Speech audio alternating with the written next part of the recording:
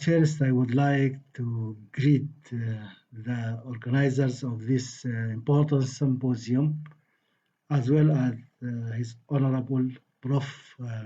David Phillips, the culture at the Columbia University, and the attendees. I decided to share this video with you on my article, Why We Need Transitional Justice in Sudan. Actually, to achieve successful transitional justice in our homeland, we need to prevalence its concept among the people and the ruling institutions. That is the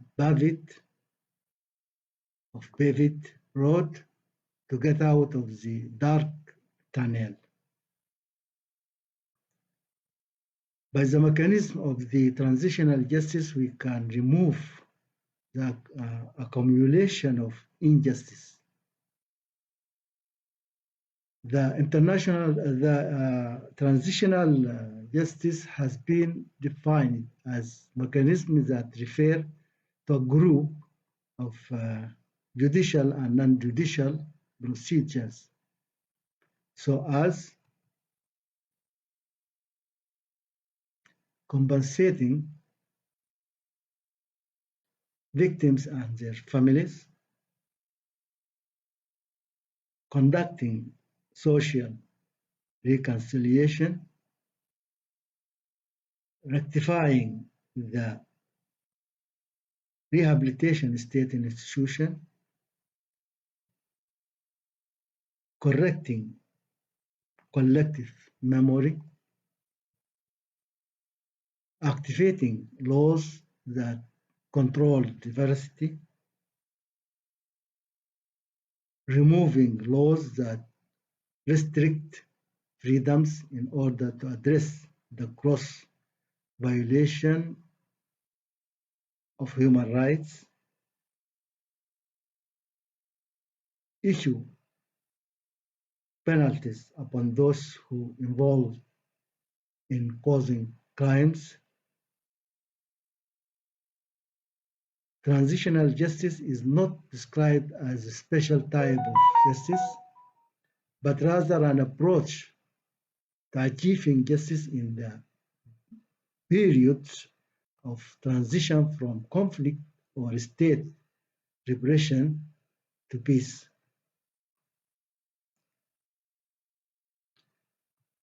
That should be done by reducing the role of the official bodies and rehabilitating them with the mechanism of the transitional justice, whether it named the Equity and Reconciliation Commission, as in experience of Morocco, or the Truth Commission, as in Argentina, or the Truth and Reconciliation Commission in South Africa. Actually, I suggested a Sudanese name, so as Justice and National Reconciliation and Rehabilitation of the State Institutions.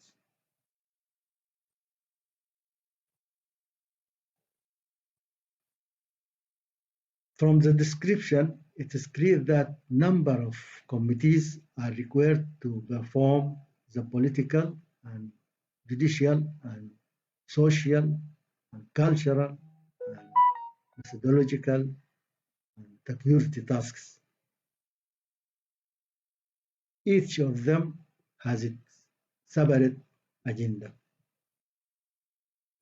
Meanwhile, we can activate or even codify the role of the popular mechanisms that society has come to know, such as Judea, which is undertaken by notable mediators in Sudan.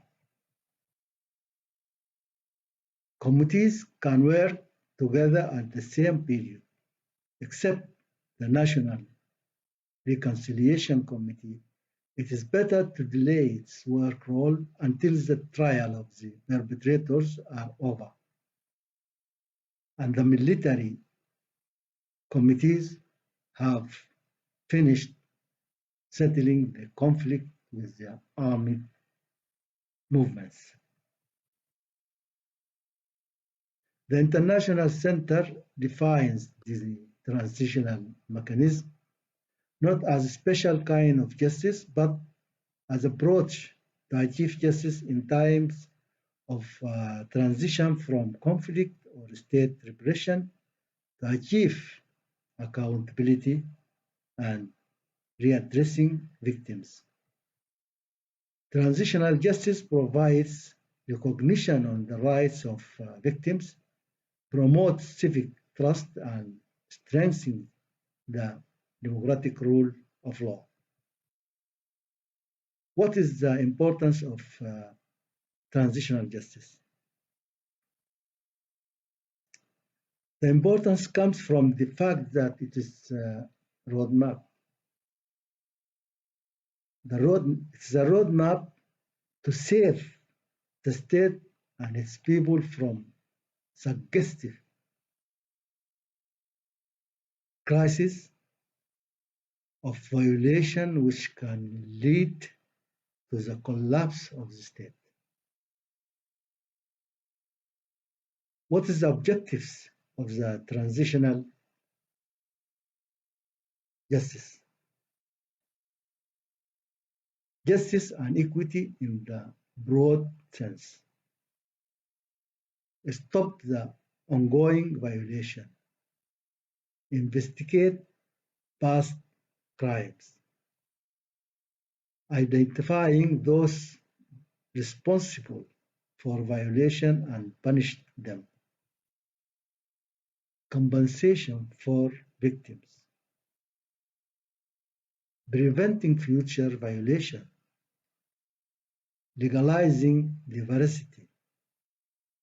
Maintaining lasting peace and promoting individual and national reconciliation. Reforming the state institution. Reforming parallel method to develop plans and promoting culture transparency. The transitional justice mechanism should not work alone. Rather, they should find help from the media channels in its various formations.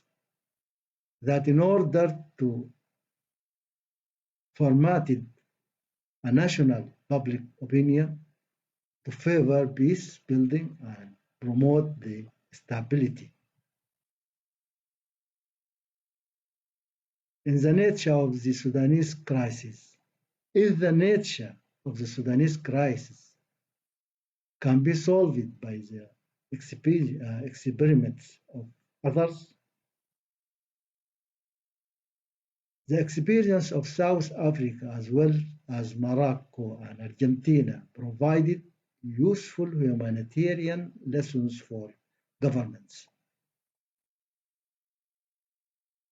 However, in my estimation, the crisis of South Africa, even with similarity, is not applicable because of substantial differences in between.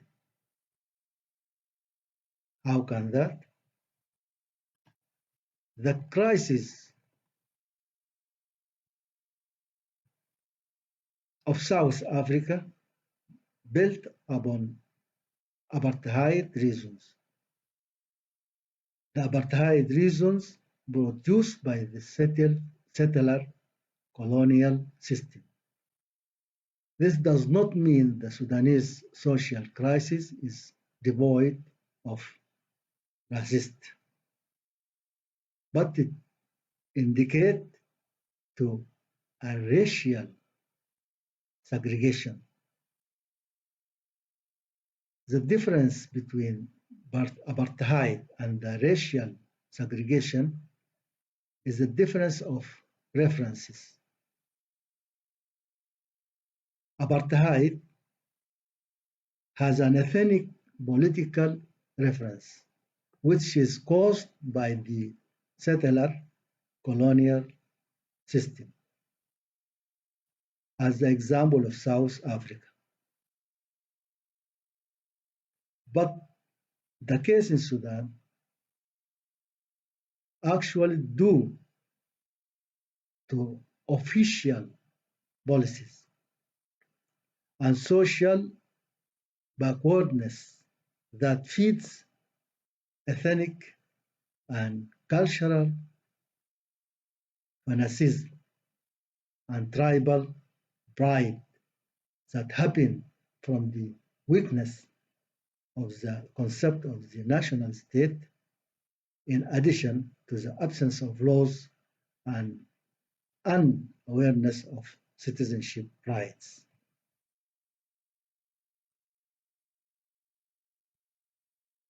In my estimation, the description of the state governance in Sudan was a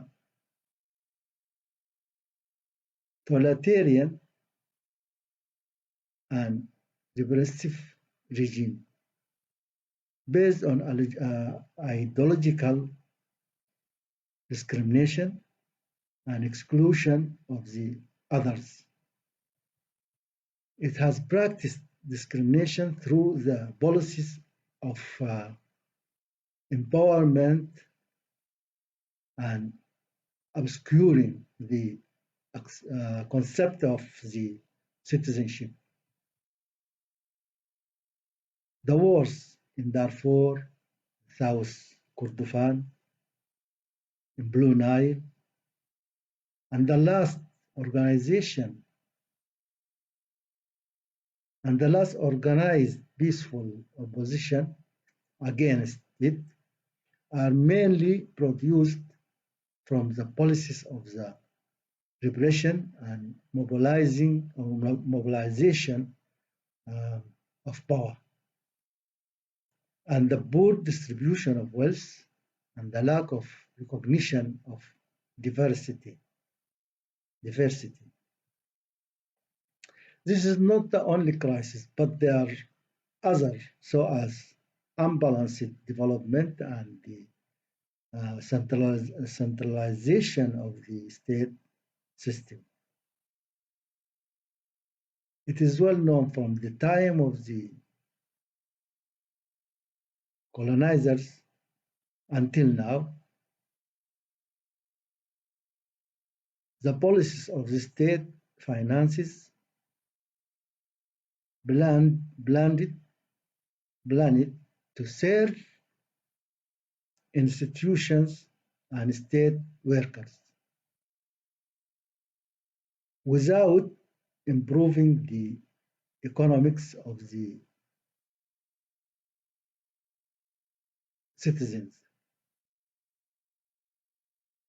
to the extent that the democracy spread among people, so as if you miss Zamiri, wallow in its dust. So Sudanese crises are more complex because it includes several conflict-feeding elements.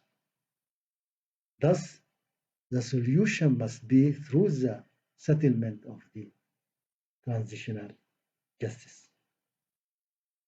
Thank you for hearing. Greetings.